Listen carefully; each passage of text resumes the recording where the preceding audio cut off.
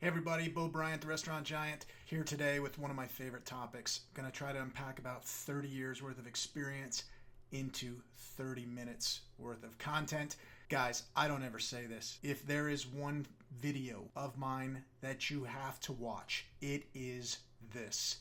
I promise you, there is no silver bullet in this industry, but if there was anything close to helping a restaurant or any company for that matter succeed faster, smarter, better, get higher profits, engage people better, scale your business, this is the answer. I don't say shit like that lightly. I'm not trying to clickbait you here with some bullshit. Leadership is the most critical element and one of the largest voids across the business landscape worldwide. It sucks. We've all worked for shitty leaders, and it was a necessary evil because it became the lens that informed us what not to do. And if you're lucky, hopefully you worked for some great leaders or you've met great leaders somewhere along the way that have informed you about what good looks like, about how you can get people to positively respond, create loyalty, and get amazing results. That's what the conversation is about today. And in all my years of doing this, I will tell you, this is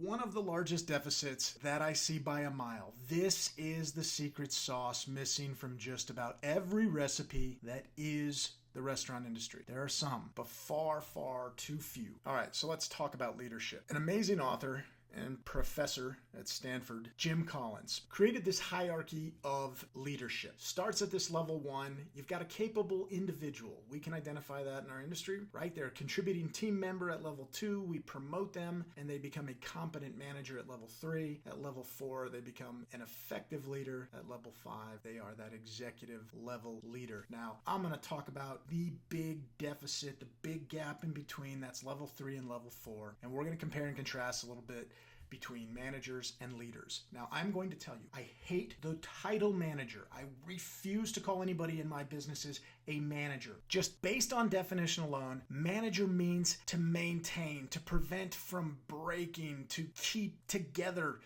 That's not promising. That's not progress. That is not encouraging. That's babysitting. The inverse. Leader moves things forward, makes things better, pushes for improvement. Years ago, we followed Jim Sullivan in his language adoption, where we all in this industry seem to have quit calling our customers customers and started calling them guests. Words have meaning. Those definitions have meaning. What you call people will likely create what they become. So if you're satisfied with this concept of a manager, a maintaining, babysitting, not letting things break, continue to do so. Or you can adopt my philosophy and you can stop calling them managers and start calling them leaders. Call them what you want them to be. Call them what you want them to act like. I would rather my people act like leaders than managers. That's just me, but let's start doing a little bit of that compare and contrast. A manager, when I talk to them, I get the feeling that they're important. But when I talk to a leader, I get the feeling that I'm important. Let's keep it going. Let's talk about some of the language and behavior that's demonstrated between the two. And by the end of this, I promise you're going to side with me. You're going to want to develop leaders, not managers. Managers use really harsh language like, I have to go do this or I have to do that. A leader says, I get to go do this. Managers place the blame. Leaders take accountability. Managers say I. Leaders say we. Manager takes too much credit, often more than they deserve. But an incredible leader will give too much credit. I had a boss that I worked for, an amazing leader. He used to give me so much credit, too much credit, for things that I didn't even do. Sometimes the things that were his idea, he would give me credit for the idea because I would execute against it. And I approached him one day and I said, listen, why are you giving me so much credit? He's like, because I promise you, you're going to earn it. And he was right. He put me on this pedestal and I wanted to work so hard to make him right and to live up to what he was telling me I was. It's powerful. A manager has the answers. A leader asks questions. Manager knows how it's done. Leader shows how it's done. Manager sees a chance to criticize while a leader sees a chance to coach. A manager identifies the weakness in others while a leader identifies their potential. A manager is passive aggressive and a leader is confrontational. I'm going to unpack that one in great detail. Trust me, this is one of the largest deficits in our industry and it stems from the reason why we're in this industry. As hospitalitarians, we want to be liked. Unfortunately, that's a luxury we can't have have as leaders. If our primary motivation is to be liked, we will be a shitty leader. And I'm going to tell you why, and it's going to make perfect sense. If my agenda is for you to like me, I do not want to give you bad news. I do not want to hold you accountable. I do not want to be confrontational. So I'm going to be passive. I am going to let things pile up until they blow up. That volcanic management. Oh, it's the shittiest place to be, and it's because our motivation is to be liked. If our motivation is to be respected, we can eventually be liked. We've got to be confrontational. We see something, we say something right away. We don't let stuff build up. We don't have time for that. If I have a standard, systems, processes, rules, I hold everybody accountable, whether they like me or not. They don't have to like me. They do need to respect the rules of the organization. And eventually, if they do, then maybe they'll like me. And that's a benefit, but it's not the motivation. Passive aggressive is crazy. I can tell you crazy stories about that behavior. I've seen it where a manager blows up an employee for one little thing. Let's say they're late by 5 minutes, but they've been late to their shift 5 minutes for the last 3 weeks. If you don't ever say anything, you blow up on an employee on the final straw, they're like, what in the hell is wrong with this person? Their perspective is, you've let them slide. You've basically taught them that it was okay this whole time, and now you blow up? That's kind of what you're demonstrating. Plus, you take that shit home with you every night. You put your head on the pillow. You're frustrated by that person. It's just mounting, and they don't see it coming. You punch them right between the eyes once you've finally had enough. Terrible, terrible behavior. Be a leader. Get in front of it. Just say it and put it to bed. Move on and do it equally. When you show favoritism because passive-aggressive behavior comes out, because you want to be liked, you'll never, ever be respected. All right, manager. They like to count value. They like to manage the numbers. They like to show you where the profit's at. Count value versus add value. Add value to the people. Quick to judge others. Quick to judge themselves. Manager uses their power, wields it, shows it, demonstrates it. A leader distributes the power. They want to empower others. A manager covets knowledge because they think that's all they have. They think that that's all they have in the position they're in. Versus a leader, they want to share the knowledge selflessly. They want everybody else to be better. I worked for a boss. He gave me all the answers to the test. He showed me every hack and trick and tip and everything that he did. And I was like, man, aren't you worried about like holding something back? Like if your boss sees that I know how to do everything you do, aren't you worried that they won't need you? And he's like, no, I'm counting on it. I'm like, what do you mean? He goes, if I'm so good at what I do and nobody else can do it, I can never move up. So it's my job to find my replacement so that I can move up. That kind of thinking is a breath of fresh air. And that was a tremendous leader that I worked for. A manager has confidence. A leader inspires confidence. All right, I want you to do a little bit of critical thinking here. You can pause this. I'm going to go fast. What is the answer to this question? Sometimes we have to shift our perspective. If I were to have you stand and look at this same problem at a different angle, would it make more sense? Of course, sometimes we have to go backwards in order to go forwards. We've got to change our perspective, and I'm asking you to do that today because a lot of the stuff that I'm going to tell you seems opposite of the intuition. This is what we call a paradigm shift, and this is what I need everybody to have on this little journey here. So this is critical. This is the big difference between management and leadership. We manage things. We lead people.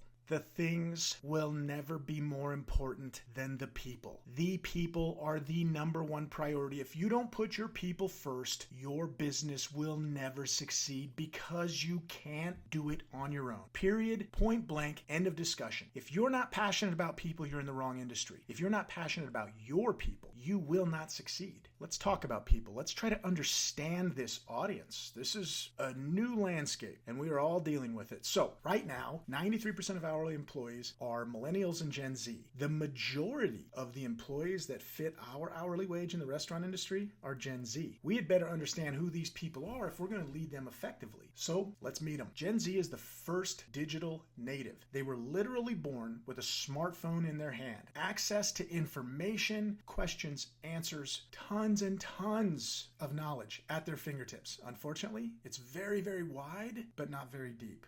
Everything's compressed into a 15-second video. That's troublesome. We need some depth, and we know that's a deficit. We've got to teach that, and we have to make it engaging, and we have to explain the why. They need to know why they're learning what they're learning. What's the benefit? They're young. They were born post 9/11. So to them, this is just another history lesson in the books. That's not what they fear. They grew up in the Great Recession. They had families lose houses. They had lean Christmases. They had to go without. They learned the value of money.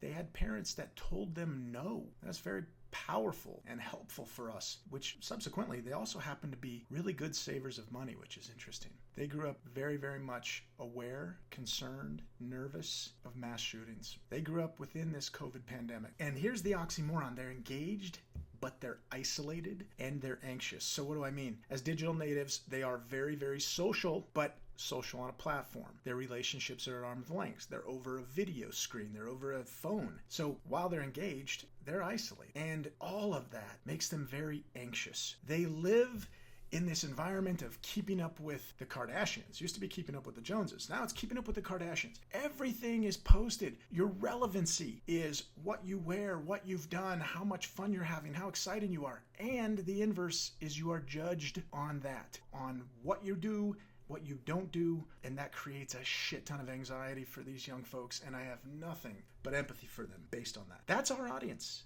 That's who we are working with. If you don't know who they are, you can't lead them. And this is that critical difference. They don't want management. Management is, in their mind, being persuaded to do things that they don't want to do. We've got to show them leadership, which is about inspiring people to do things they never thought they could do. So let's talk about how they evaluate us as employers. 73% of them will decide where they're going to want to work based on the reputation of your company. It's only as good as you are as an employer. They have friends that work there. They're going to ask them straight up, what's it like to work here? And those friends are going to be dead honest. Oh, you don't want to work here. This place sucks. Or this place is awesome. The vibe is good. The culture's good. 64% of them will look at positive reviews based on employee websites like Glassdoor. 63% said based on a positive dining experience, it was a place they could see themselves working. So that's critical. So where do they find the jobs? It's not Craigslist. Zero. That's where I used to post jobs years ago. Now it's Indeed. And what's crazy is Indeed has a paid subscription, and the candidates, they know this. There are companies that pay for subscriptions. All they have to do, they don't have to submit their application. They just post it up in the ether. Every time they go and make any kind of change or update, then people who are paying for this Indeed subscription get a notification that a job candidate that matches something that they're looking for has just updated their resume. That sucks. That gives us a huge disadvantage as independents if we're not paying for this relatively costly piece. But I could tell you it's a worthwhile thing.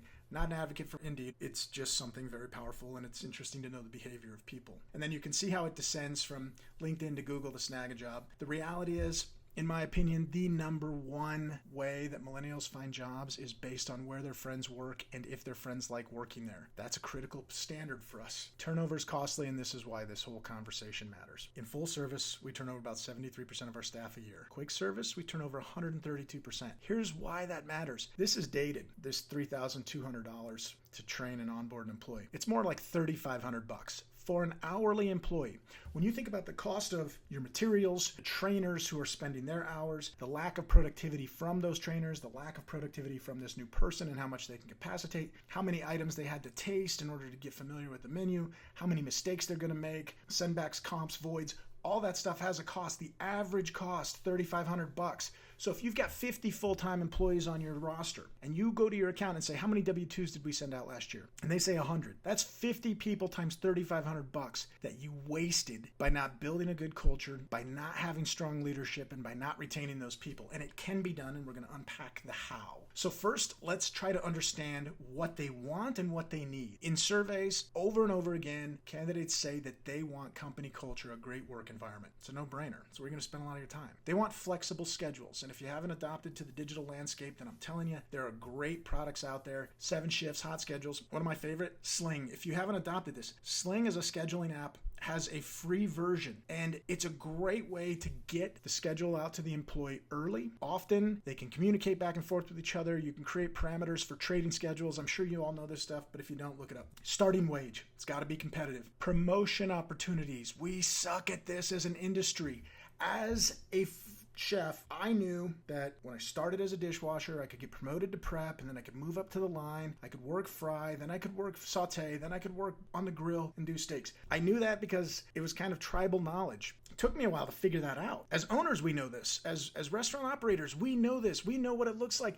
You start as a busboy, you work your way to host, you work your way to server, then bartender, front of house manager, eventually GM. We've all learned that along the way, but we didn't know that when we walked in. Your employees don't know that when they walk in. So they're working their job. They feel like it's a dead-end job because they don't have any idea what their room for improvement looks like or what their development path is. Look at Panera Bread. Research this. They have one of the most prolific employee development paths. It's a book you get when you start.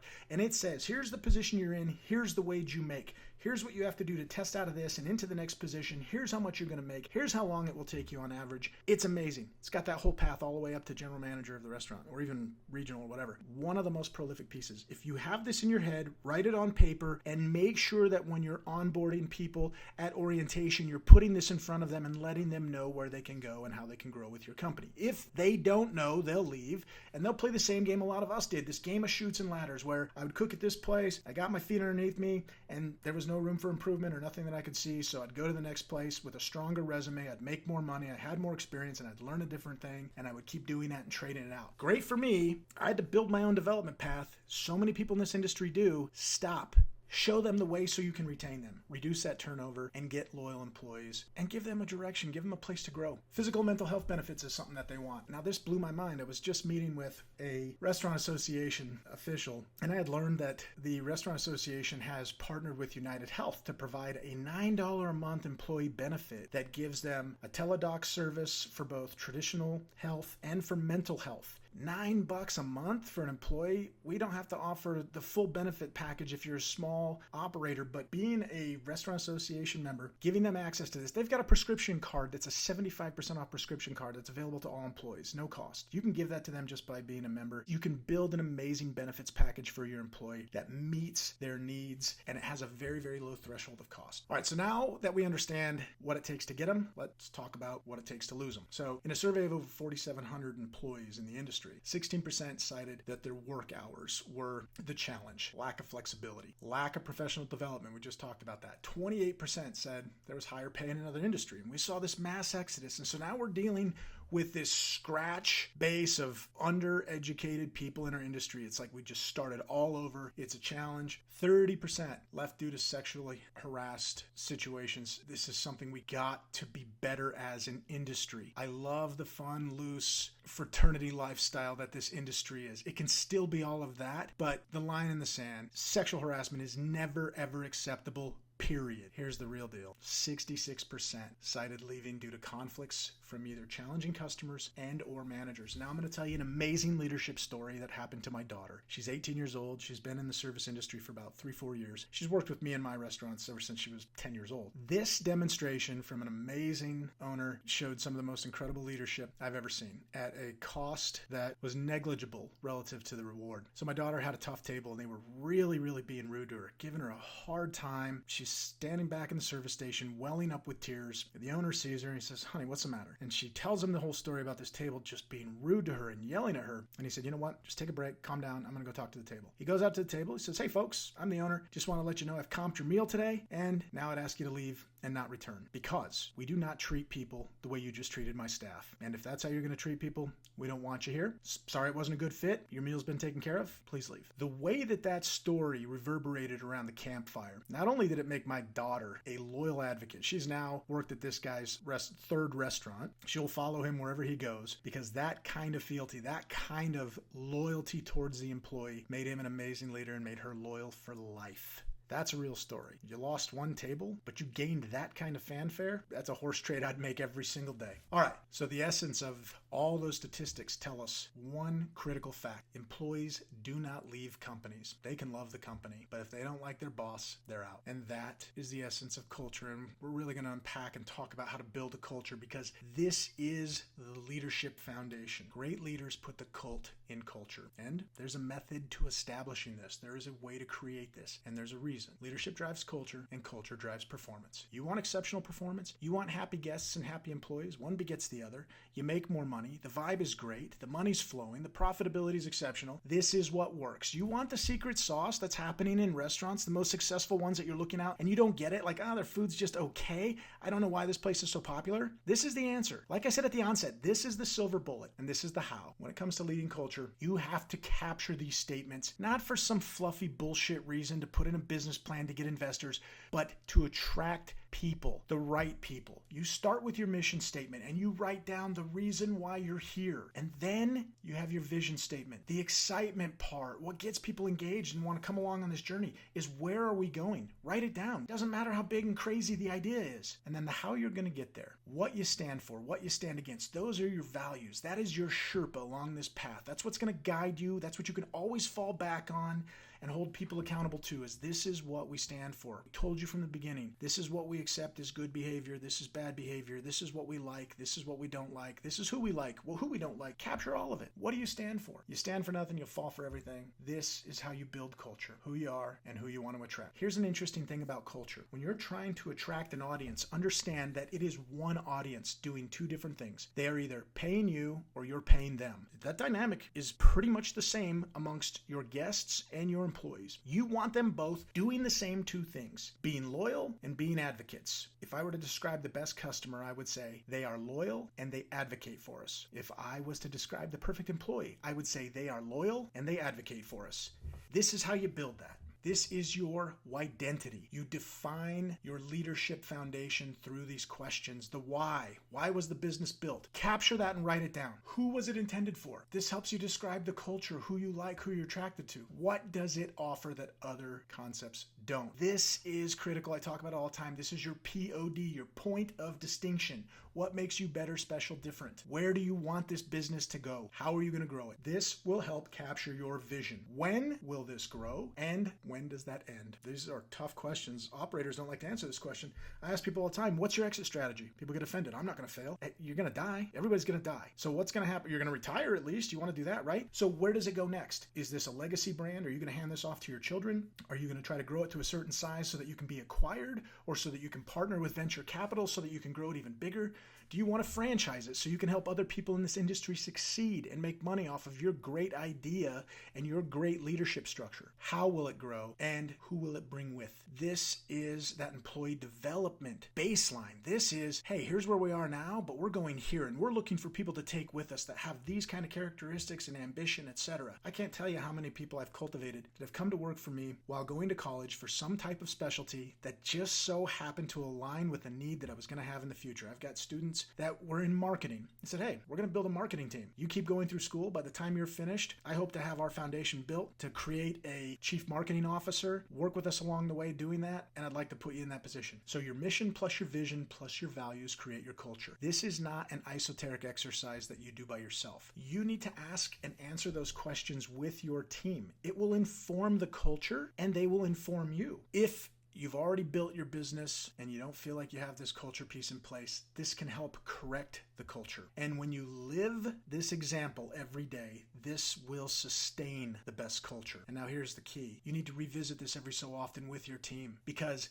when you involve them, you will evolve them and you will evolve your business and the culture. Get their feedback. When you capture these rules, who you are, what you stand for, what you stand against, get their feedback. Compress it all and make that your answer. When people feel like they had a voice and a vote in building your business, they become more loyalty because they have a sense of pride and ownership attached to it. This is the magic sauce. This is the answers to the test. I am telling you, I'm not more convinced of anything more than I am this. And that leads to a redundancy. You have to explain to each employee what their contribution to your success is and show them what excellence looks like. If they don't know this, if this isn't posted everywhere, if this isn't lived daily, then they're just punching a clock, making a check, and moving on. So I have an acronym for leaders. And this is something that we put in front of all of our leaders. We make a little pocket version of this. We want them to know this and be reminded of this every single day. These are the characteristics of great leaders. Leaders are learners. Once you learn, you share. Leaders are educators. Leaders are authentic. We don't want to paint people into a box. We don't want them to be this way or that way. Be your authentic self by demonstrating these attributes. Follow our formula for leadership, but do it authentically you. And this is the same thing when it comes to sales. We don't give our salespeople script. We give them formula. We say, if you ask this type of question, you will get this type of result. If you give recommendations, you'll make more money. Give it how you want to give it. Just understand the power of the vehicle, but do it authentically you so you don't feel like a sellout, or so you don't disengage from it and not participate because it doesn't feel authentic. Be direct. We had that conversation about passive-aggressive versus confrontational. Confrontation is a harsh word, and it scares people. But being direct, that's not as harsh of a word. And hold people accountable to it. Be engaging. Care. Give a shit. We're in the hospitality industry. If the most important person in our business is our guest, we are doing it wrong. The hierarchy is our guest is our employee. Our employee's guest is the restaurant's guest. Chain of command. Treat it accordingly. Great leaders are retrospective. They're introspective. They look in hindsight. They understand that they can have their mind changed. They can be better informed. They can assess what they did right, and they can assess what they did wrong and change and improve. And all of that leads to self-awareness, which leads to a concept different than IQ, your intelligence quotient, and it is your EQ, your emotional quotient. How self-aware you are impacts your ability to be a great leader. And if you haven't done any research into EQ, dig into it. It's out there. This is what makes great leaders great. Be a learner. Here's a handful of the platforms that I engage in daily. Blinkist is a really quick book report, 15-minute review of any book. I get recommended books all the time. I don't have time to read them all, and all of them don't necessarily line up with me. So I'll check out Blinkist. I'll listen to the book report for 15 minutes if it's great. I'll download it on Audible. I've got windshield time to travel every single day in my car. I listen to books all the time. It stimulates me. It makes me sharper, smarter, better, and it gives me the ability to teach. I also listen to a ton of podcasts on business, on leadership, on financial, on growth, on scale. There's so many topics out there. I attend a leadership conference every year in Phoenix called the RLC. It's an amazing conference. Amazing keynote speakers, Magic Johnson, Peyton Manning. Peyton Manning made a comment at one of these things, and I use it all the time. I remember when he got drafted, at his acceptance speech, one of the reporters had said, "You just got the largest contract in NFL history for a quarterback. Now that you've got all that money, what are you going to do with it?" And his answer was, "Earn it." Man, the leadership value of keynote speakers that show up to this, all the breakout rooms and the seminars they do, absolutely amazing. And I sign up for live webinars weekly. I participate in stuff. I don't know all the answers. This is how I get smarter, and this is how I become a better teacher, is by learning every single day. You got to learn before you can teach.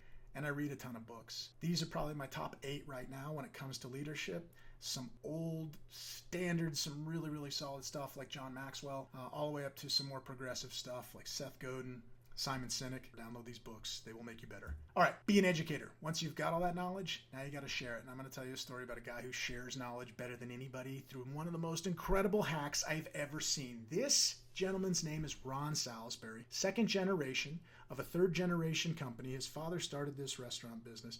El Cholo is how they started in 1923. He moved on to open a whole bunch of those in Southern California. And he also has a really, really nice fine dining restaurant in Newport on the water called the Cannery. Ron Salisbury told me this story when I was working with him as a client about he created this book report process. He put all these great hospitality books in every one of the libraries at each one of his offices and his stores. And he literally just had a simple little syllabus. Write a book report, 3 to 4 pages long. Write down the most impactful thing that you learned from the book and the one takeaway that you're going to apply to your job to help you make more money. He would give his employees $100 to $200, depending on the size of the book, as just a bonus for reading it and writing the book report. Now, he did this originally just to create an offset to keep his people whole during the soft time of the year when they were out of season. He had no idea the unintended consequence and the benefit you get from this. All of a sudden, you've got a service team in the front of the house that has read these books, and now they've developed this nomenclature and this language, and a new employee comes in and they don't understand what the hell these people are talking about. So they ask. They say, "Hey, you keep saying this word. I've never heard that before." "Oh, it came from this book. You got to read this book. You can go check it out at the library, make $100, $200, and you'll be up to speed. Read these 3. All of a sudden, they're giving employees like this book list that they should read to catch up to speed. The cultural impact was great. The turnover at this location is super, super low. $3,500 per employee. His reduction was ridiculous. I'm going to tell you another story about a restaurant that has almost no turnover in just a second. But it was Ron who had said this statement.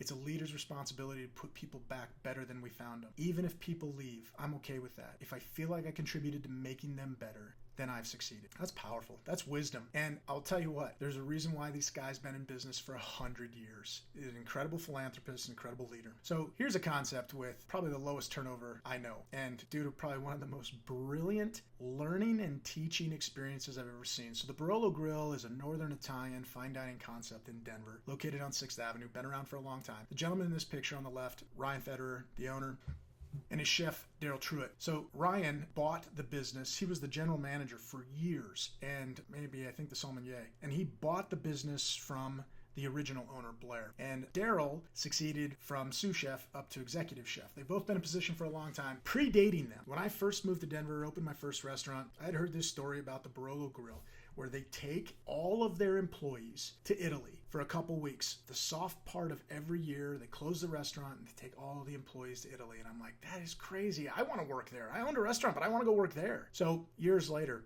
they ended up becoming a client of mine, and I became really close with them. And I had to ask this story. I'm like, how do you take your employees to Italy every year? This is crazy. It doesn't make any sense to me. The expense, I mean, it's cool.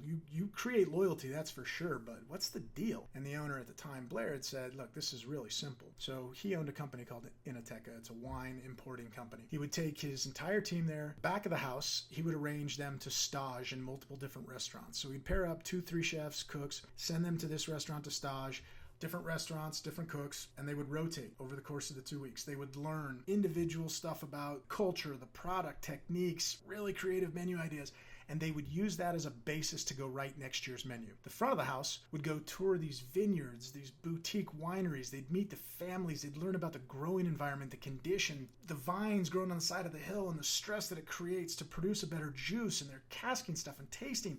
And they're coming back and they're building their wine list based on that. Blair imports it through his Inoteca wine company. And that's how they build their wine list. And they tell the most amazing stories when you're a diner. They don't turn over employees. Everybody wants to work there. Everybody wants this free built-in 2-week educational vacation.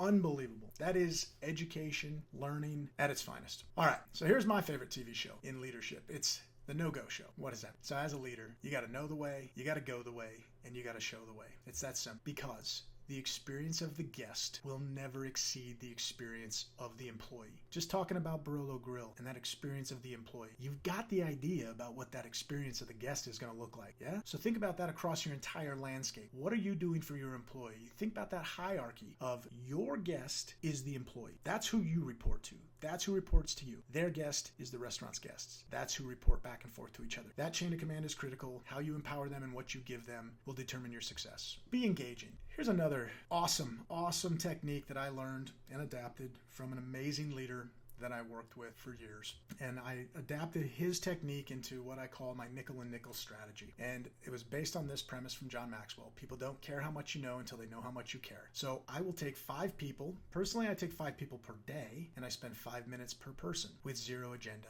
In the restaurant, I would grab them before their shift started and say, hey, come take a walk with me outside. We'd change our environment. We'd get outside. We'd just walk around the building. It took about 5 minutes. And all I wanted to know is, what's going on with you? What's happening in your life? How's your family? What are you excited about? What are you looking forward to? What do you got planned? Any good concerts or shows that you've been to? What are you excited about? What are your ambitions? What are you doing with your life? What do you want to do? Just simple little get to know you questions and check-in questions that told me everything I needed to know about where the person was right now, and that informed a lot about how I would treat them. If they were going through stress and struggle, I'd be empathetic, and I'd also be soft on them. I'd give them the benefit of the doubt if things weren't performing well, because I knew their situation. I can't tell you how deep of loyalty I've built with people through using this, and what type of results you get from people when they know how much you care. Man, this is such a powerful hack. At a minimum, pick 1 person per day, 5 minutes per day, 10 minutes per day. This is not a huge expense of your time, and I'm telling you, the reward far outweighs the expense. Powerful strategy. Next, be authentic. We know that authenticity in leadership is the root of what makes cultures great, of where innovation happens, of engagement, outstanding client experience, and where growth happens. Hannah Nam, who is an amazing sought-after thought leader in leadership, has some amazing books and amazing publication videos out there. I encourage you to check her out, but I know this to be true. Allow your people to be their authentic selves against the backdrop of your standards and watch your company flourish. All right, here's the tough one. Be direct. We talked about confrontational. It's tough. So I'm going to give you a formula that we use, and we explain to our people the day that they start working for us. We let them know that we use a strategy here called ACE feedback, and it's a 2-way street. This is how we're going to give feedback to you, and this is how we want feedback given to us. There's only one rule about feedback. We punish in private and we praise in public. We don't ever make an example of people. Trust me, Gen Z, you embarrass them or shame them in front of their friends, they're not working for you anymore. They're not showing up. You're ghosted. Done. And you just wasted $3,500. So ACE feedback. The first version is acknowledgement. We recognize when something is done right. We use corrective feedback. When something is done wrong, we make sure that we tell people, hey, you went through the training. I know I was there. I taught you this, and I just saw you do something different. I got to hold you to the standard. Please do it the right way. I don't want to have this conversation again. Are we good? Any questions? Awesome. Go back and have a great shift. By the way, I spent 5 minutes with that person. I know what's happening in their life. I might soften that a little bit if they're having a tough time, but I'm always going to hold them accountable. The E is educate. I may not know if you learned this the right way. We might have been low on people, and we might have had to shortcut your training. And much as I hate to do that, it happens sometimes, or I don't know the benefit of who you got the training from. I thought you knew it, but I'm going to give you the benefit of the doubt. Hey, I just saw you do something this way. I don't know if you know the right way. So I'm going to take the time and I'm going to show you the right way really quick. That's the no-go show. I know the way, I go the way, and I show the way. Once you're educated, now I'm going to bring it full circle. Next time I see you do it the right way, I'm going to acknowledge it. Next time I see you do it the wrong way, I know I can be corrective in this behavior and find out why you didn't do it the right way. If you don't like something about the process, if you think you have a better way, share it with me. If not, I'm going to hold you accountable. This isn't the platform for rewriting the rules. There's a way to do that. That's our ACE feedback. And here's the hidden benefit. When I talked about wanting to be liked, it's a really, really hard thing for managers to shift into the leadership role because it's hard for them to give up wanting to be liked for needing to be respected. So we use processes as the bad guy. We give this to our managers to help evolve them and say, hey, here's the deal. We've got processes, standards, rules, systems, all of this. Make the system the bad guy. You're just the enforcer of the rule, right? Hey, I know you know what the right way looks like. I gotta have you do this. I don't always agree with it. It's the system. If we want to challenge it, we can talk to the owner. We could do this, we could do that. But for right now, I gotta hold you the same accountability standard we hold everybody else to. All right? All right. You're blaming the inanimate. Somebody can not like the inanimate and still like you. But most importantly, they need to respect you. That's the rule. Because the standard that you neglect becomes the standard that you set. Be retrospective. So for leadership, we have a tremendous tool or process that we use in leadership called the time study. And this is based on failure.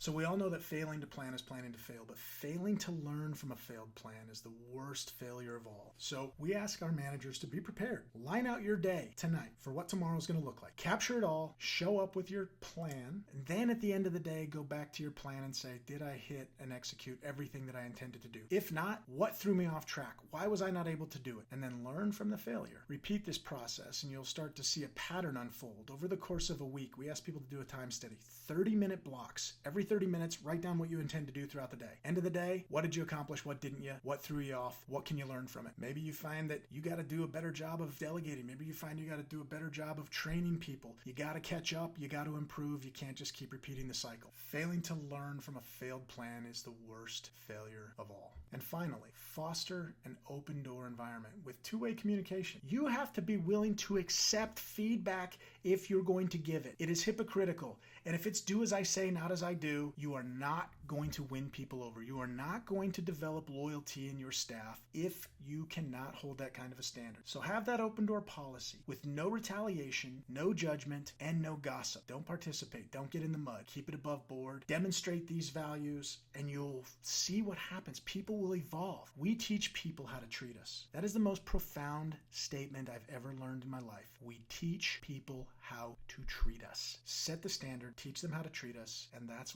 how they will start to treat themselves and expect other people to treat them. And finally, practice an attitude of gratitude. It's a great thing to do every morning. Wake up and just be thankful for what you have. Call it out. I'm thankful for you tuning in. I hope you're thankful for this message. I hope you realize I don't do any of this for any monetary gain. I don't do any of this for any reason other than to share, because as a leader, I'm a learner, and as a learner, I'm an educator. I hope you subscribe. I hope you like this, and most importantly, I hope you share it with your friends, because it is all of us doing this together that's going to make this industry better, that's going to put our people back better than how we found them, and that's a paycheck of the heart. And I promise you, that's a life fulfilled and a business succeeding when you practice these values. Thanks a ton for tuning in. Talk to you next time. Bye.